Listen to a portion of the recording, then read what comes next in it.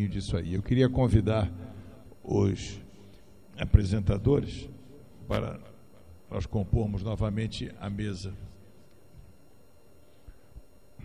Padilha, tem tempo para pergunta, se tiver? Tem? Então, alguém tem alguma pergunta, alguma dúvida que queira fazer?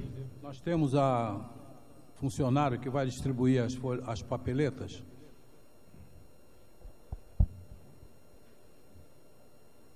É só pegar as papeletas e preencher, por favor.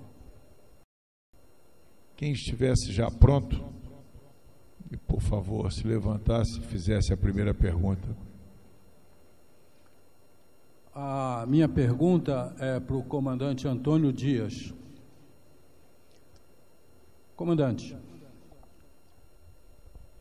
um submarino, quando penetra uma cobertura, ele precisa estar ciente de todos os alvos que ele vai ter pela sua proa para fazer escolha do alvo principal ou de um navio que esteja mais próximo. Como o comandante poderá definir pelo MAGE o grau de perigo que um oferece em relação ao alvo principal?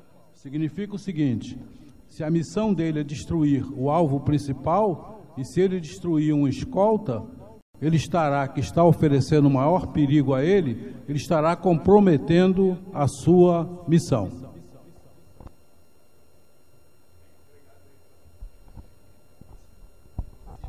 Alô? Opa. Obrigado aí pela pergunta. O senhor diz, o submarino está na cota periscópio, procurando qual o melhor alvo, né? No caso, vamos dizer,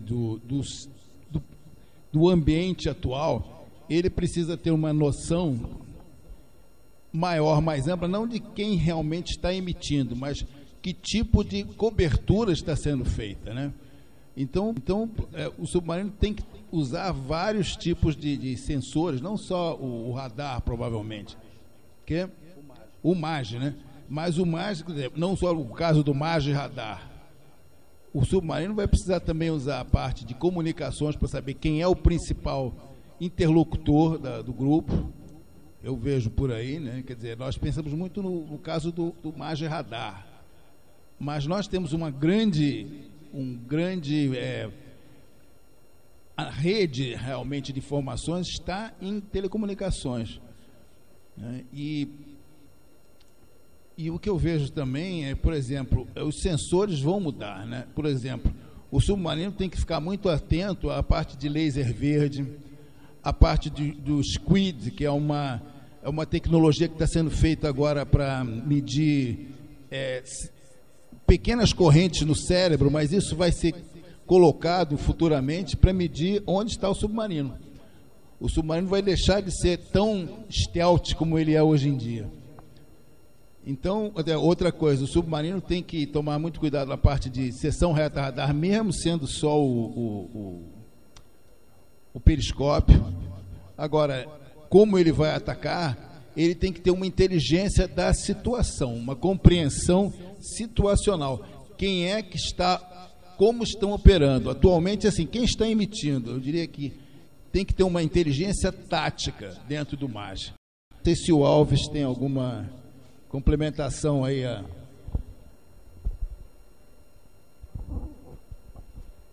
acho.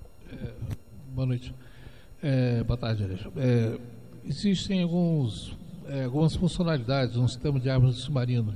Acho que desde 98, no ano 2000.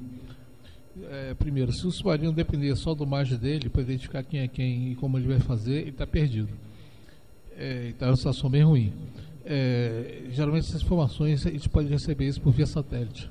Algum sensor externo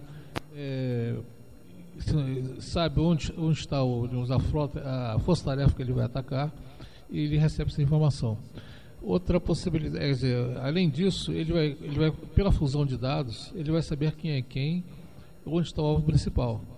Ele vai saber como vai atacar. E existe também funcionalidades no próprio sistema de combate deles, sistema de armas dele, do tipo avoid and evade, quer dizer, evitar e evadir. depois de atacar, né? Obviamente. Ele fez o ataque, ele tem que sair dali. Ele sabe como ele... já tem uma ideia... Quer dizer, esse equipamento já tem uma inteligência artificial que permite a ele dizer o seguinte, como ele vai ser atacado, e já oferece para ele sugestões de rotas de fuga. Muito obrigado. Próximo debatedor, José Augusto.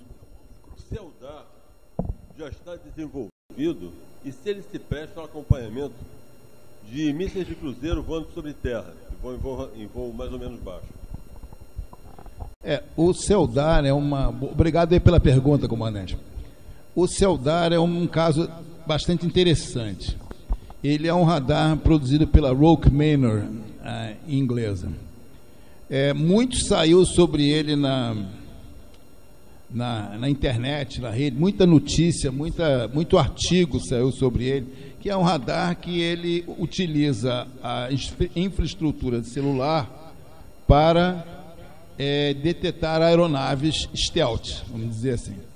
E ele, pelo fato de ter várias antenas separadas, cada herb é uma recepção, algumas transmitem, outras recebem, ele consegue encarar o alvo de vários ângulos, então ele consegue descobrir mesmo o aeronave stealth se está voando.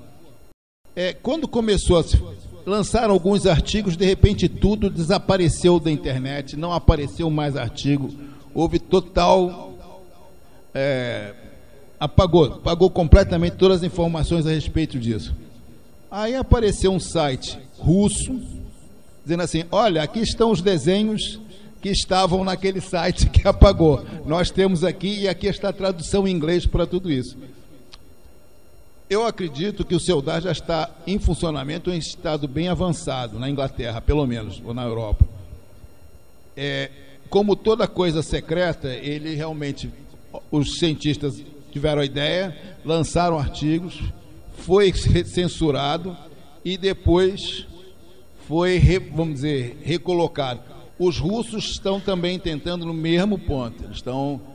Inclusive, na última edição do EW Europe, lá na Suíça, teve, na penúltima, aliás, foi em Londres, houve um general ucraniano que disse, assim, os russos, quando invadiram a Ucrânia, o general russo não estava nem preocupado em usar rádio.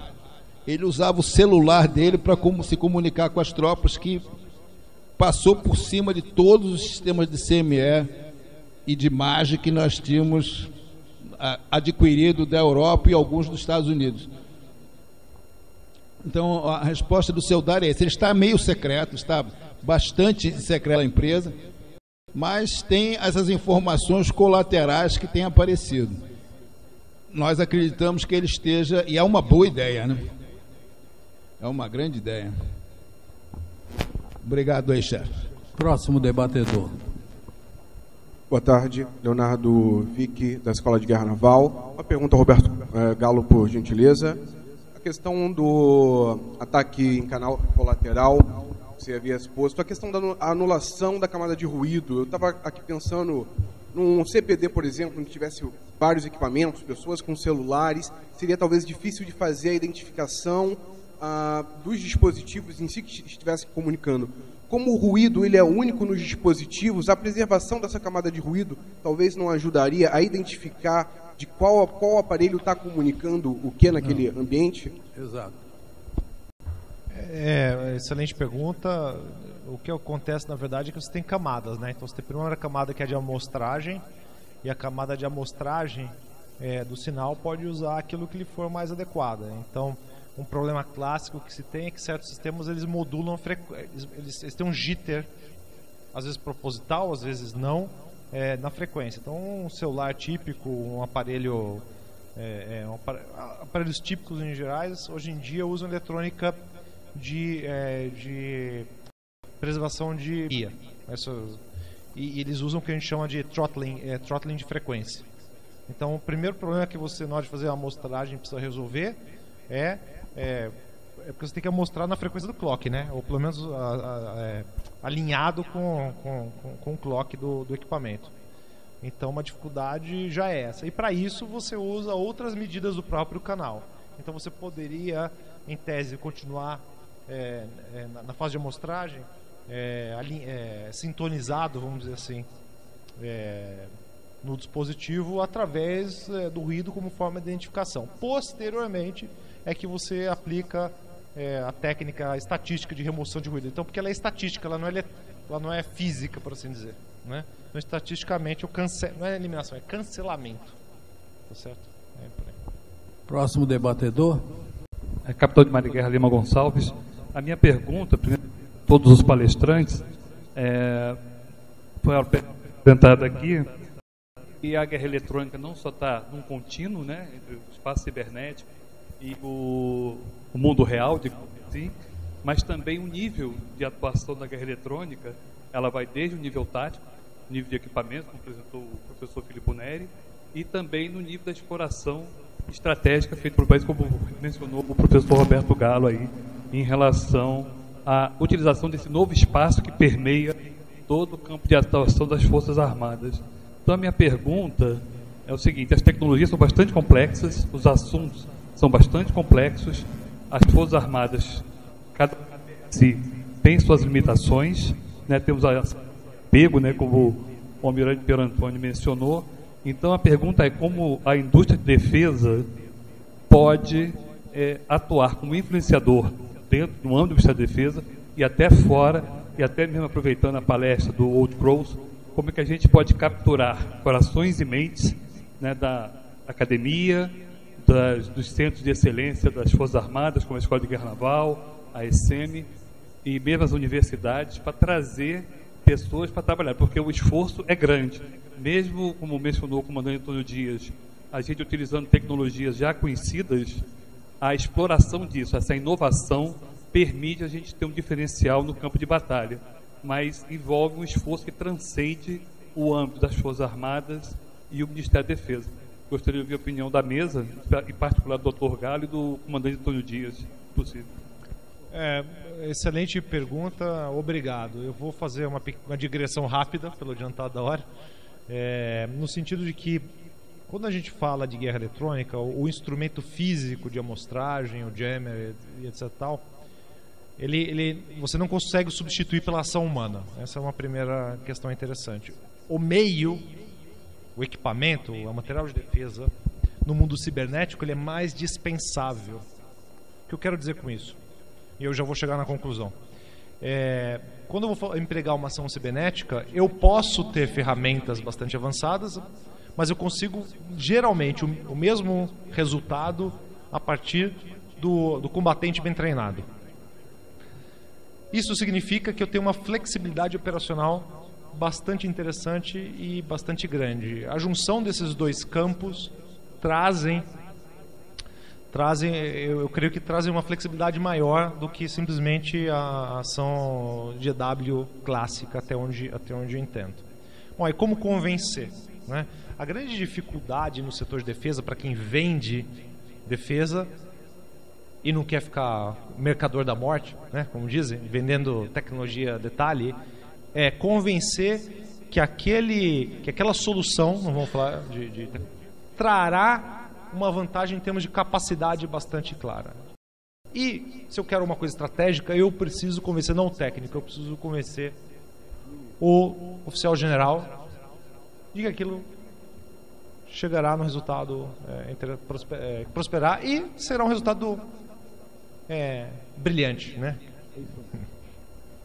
Perfeito. Próximo debatedor, por favor. Alô? Boa tarde, eu sou capitão de Maria Gelsa, do CIAW. Eu gostaria de fazer uma pergunta para o Dr. Galo sobre o Side Lobe Attack, no que diz respeito a radares. O que seria uma sugestão de solução para a gente incorporar nos projetos de radares modernos para evitar ser jameado com Side Lobe Side Attack? Eu particularmente trabalhei um pouco na análise de risco cibernético de alguns radares, né? Acho que o problema hoje é que o radar é um elemento conectado, eu vou falar uma coisa aqui que vocês certamente já ouviram, mas em 2013 os radares do Sindacta não tinham proteção no canal de comunicação com o Sindacta em si, o centro de controle. Ou seja, era impossível para alguém chegando na linha de transmissão, que é longo, né, quer dizer, o prédio do Sindacta está longo do radar, inserir um alvo na tela ou remover um alvo da tela. Então, assim, era possível. Era possível com facilidade. Tá certo? Claro, para alguém fazer isso tem que ter motivo, etc. Tal. O que eu digo é que existem vários problemas antes de olhar side channel nas eletrônicas embarcadas. Tá certo? Não é uma prática ainda da indústria nem das forças fazerem uma análise cibernética do tipo mais clássica nos ativos conectados, sejam radares, sejam sistemas de armas automáticos e o diabo A4, para dizer assim. Então a gente precisa resolver antes esse problema, que é um problema, no meu ver, mais grave. Tá certo? Próximo debatedor, por favor. Atrás de você tem um Raposo que está falando lá agora, vai falar depois. Coronel Félix, do Instituto Militar de Engenharia. Dr. Galo, por favor. A base do estudo do ataque colateral, pelo que eu vi, da análise da relação sinal-ruído. A pergunta dentro do conceito de processos estocásticos, há diferença em análise de sistemas de baixa frequência, como o radar, o sensor que opera em frequência abaixo de 1 GB, frequência de 450 MHz, o radar OTH, por exemplo, trabalhando em frequências bem baixas. Tem alguma análise disso, análise de estatísticas? Não, infelizmente não tenho não, mas eu queria só assim, a cabeça do combatente de cibernética, ele vai, em vez de olhar o radar, eu vou tentar interceptar o canal certo. De comando e controle que sai do radar, da infraestrutura do radar, e ele vai para o quartel. Eu iria atacar ali, provavelmente. E isso a gente esquece. Quer dizer, empenha recurso de contramedidas em torno da instalação do radar, falando de OTH, né, que é uma instalação gigantesca, e esquece do canal. Esquece. E se operar em um sistema CDMA, facilitaria isso? Porque eu tenho uma análise de ruído, a relação sinal-ruído é bem diferenciada. A significância maior não está aí. Quer dizer, dá um trabalho a mais da fase de amostragem, mas depois a análise estatística, que em tese é mais complexa, é a mesma. É a mesma, obrigado. Próximo debatedor, por favor. Comandante Raposo. Raposo aqui do Clube Naval. Eu gostaria de saber se a parte dos projetos que estão em desenvolvimento nas forças, se a evoluir para o jamming cibernético, se esse salto é grande, se nós temos essa capacidade que os engenheiros e técnicos temos nas Forças Armadas Brasileiras. Eu vou pegar mais essa aqui. No meu entendimento, a capacidade existe. O que não existe é o requisito sendo escrito. Eu tenho orgulho de dizer que nesse país temos a massa crítica em termos de pessoal, de empresas de defesa, para entregar o que quer que seja. E não é nem com orçamentos astronômicos, não. Muitas vezes falta requisito. Falta clareza do sujeito que está desenhando a capacidade lá, a hipótese de emprego, os riscos. É uma questão hoje a questão é top-down, não é bottom-up, ou seja, não faltam pessoas nem capacidade. Só para complementando, a guerra, é o pessoal pensando na guerra do passado para o futuro, que é o que precisa. Por isso que não tem, às vezes, os requerimentos necessários. Próximo debatedor. Ricardo Ramos, da empresa National Instruments. Gostaria de perguntar aí ao comandante Antônio Dias, comentou sobre os desafios na parte de pesquisa e desenvolvimento, que hoje é muito centrada nos centros das Forças Armadas, e isso não é repassado às empresas, à indústria local. Quais são os caminhos para resolver essa desconexão, uma vez que, pensando no cenário Brasil, isso é uma situação bem recorrente da pesquisa em geral no Brasil? Bem, pesquisa no âmbito militar costuma ser bem, vamos dizer, fechada, de certo modo. As grandes oportunidades, eu acho que estão mais, por exemplo, em reuniões tipo da BIND, quando o pessoal chama o pessoal da Marinha para explicar as suas necessidades, e outras reuniões até como essa aqui, né? Que infelizmente eu não vejo ninguém do IPQM aqui, né? Não sei se tem alguém, mas não tem ninguém do IPQM aqui. Mas seria o caso de chamá-los para abrir um pouco o que, dentro do possível, né, do sigilo, de se abrir o que a Marinha tem feito. A mesma coisa eu diria do Exército e da FAB. A FAB, por exemplo, tem um encontro todo setembro, um simpósio, em que eles abrem aquilo que eles estão fazendo dentro do grau de sigilo necessário, para as empresas conhecerem, o SIG, né, em São José dos Campos. O EB eu não sei realmente, talvez o Coronel Félix depois possa dizer mais para o senhor aí se tem algum encontro desse tipo. Mas o ideal seria isso. Nesse encontro, principalmente eu acho que a BIND é o caminho certo para ter vocês se filiarem à BIND, né? Não estou fazendo propaganda da BIND, mas vocês se filiarem à BIND e ter esses encontros, porque ali é que muita coisa é discutida e muita coisa vem à tona. E encontros feito esse. Mais algum debatedor? Por favor. Boa tarde, meu nome é Reinaldo Aureliano, eu sou oficial superior de máquinas da Marinha Mercante e temos uma empresa de Big Data. Nós temos material, bem a palestra de todos, muito gratificante. Nós temos material humano, temos tecnologia, temos startup, mas temos um problema, mudança de mindset.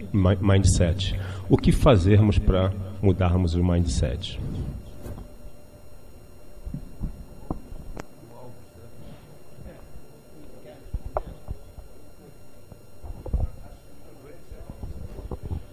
O que a gente pode fazer para mudar o mindset, fazer uma grande revolução? Como se adaptar ao mundo líquido?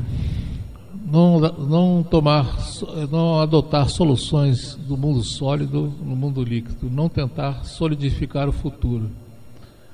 Quer dizer, questionar os nossas políticas de ensino, nas universidades civis e militares também, para que isso possa,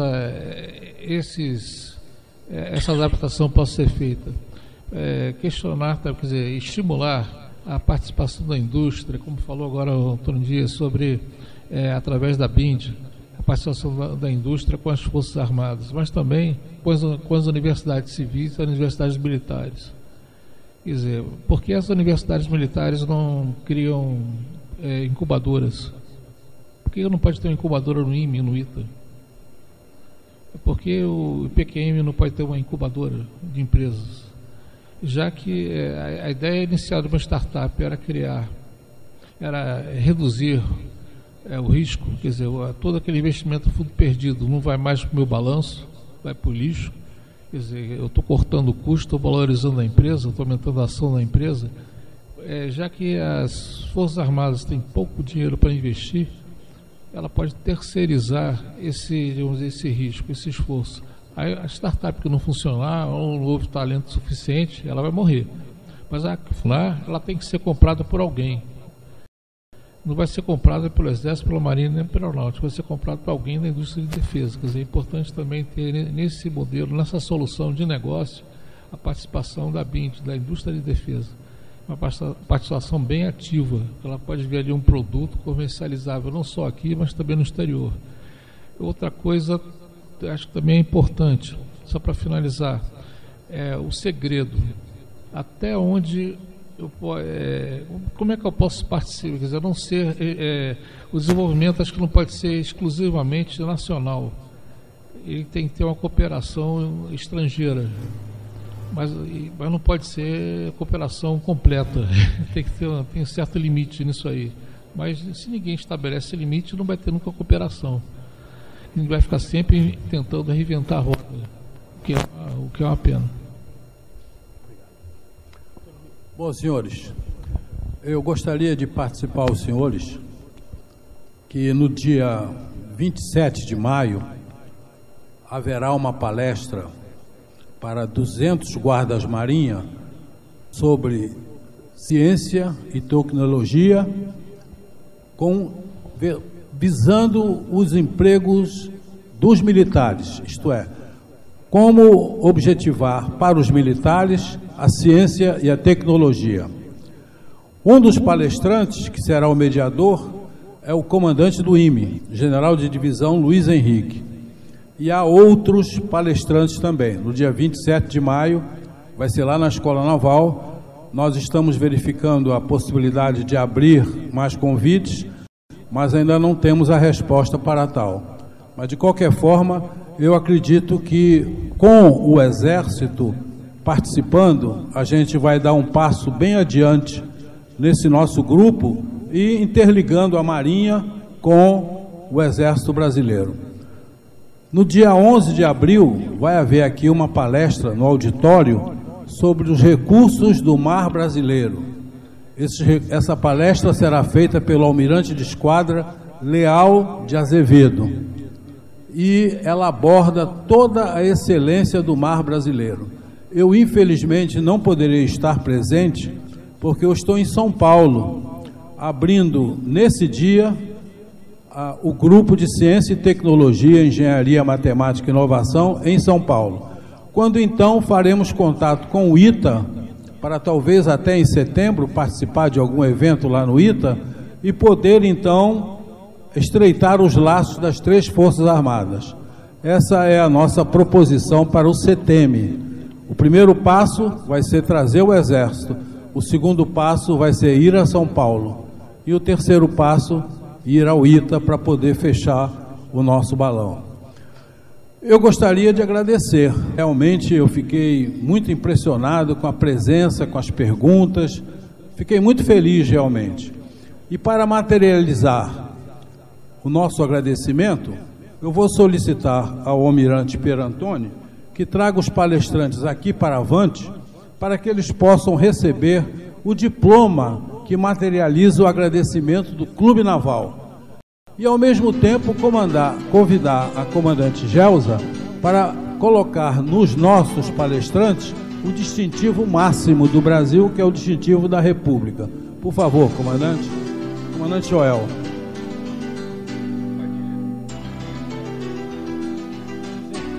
Antes de passar essa parte, desculpe, eu dei uma pulada aqui, o comandante Antônio Dias vai fazer uma homenagem. Por favor, comandante.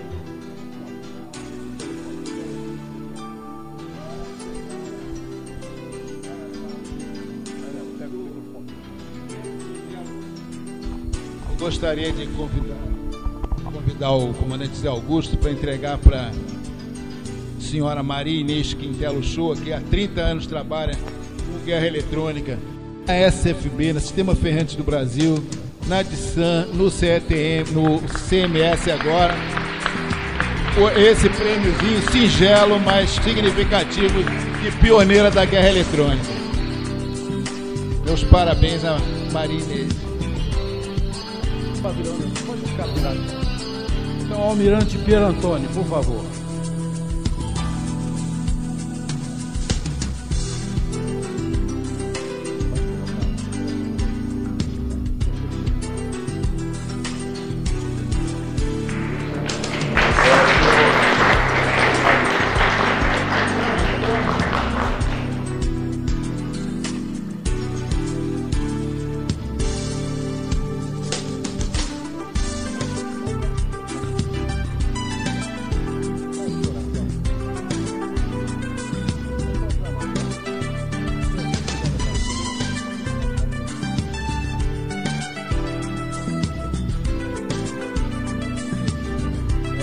Dr. Felipe Neri.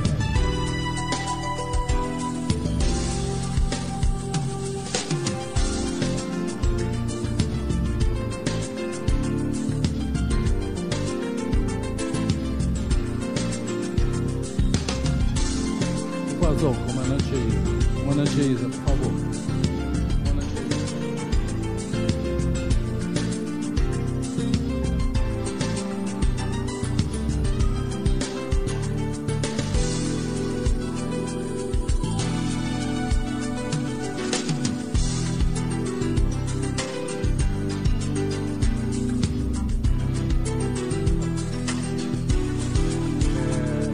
Engenheiro Dari.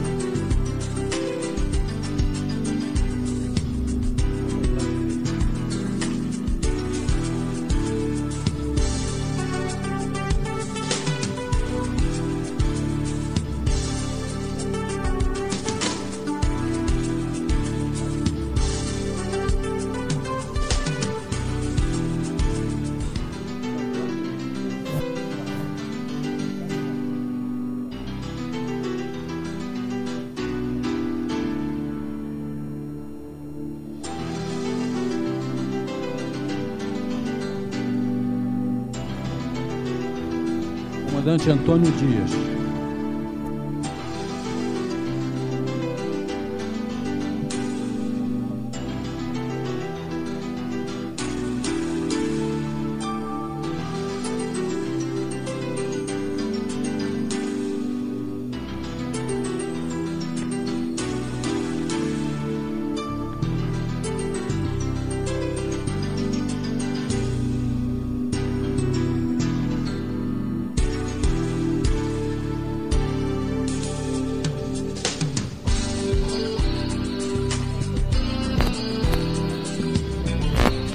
Comandante José Ricardo.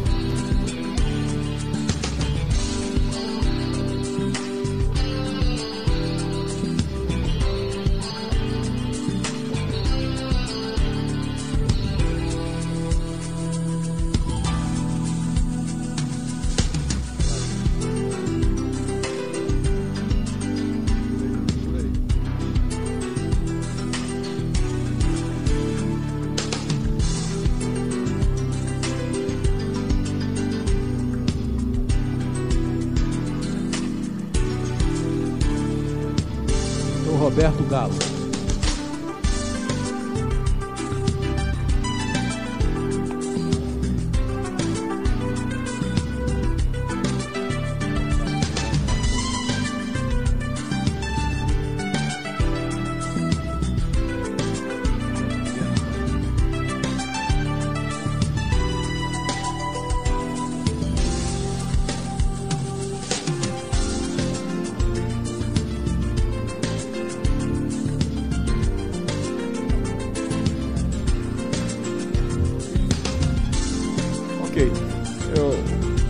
Nós vamos tirar uma foto depois, certo? Pode.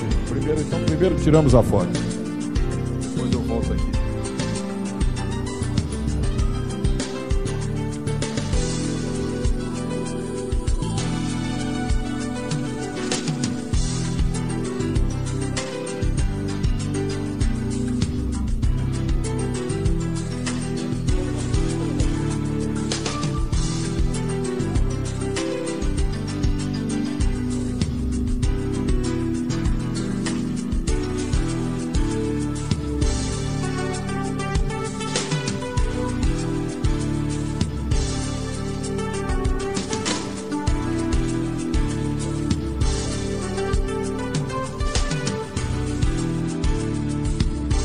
Boa tarde, mais uma vez, muito obrigado pela atenção de todos e eu queria agradecer especialmente os convidados estrangeiros, certo?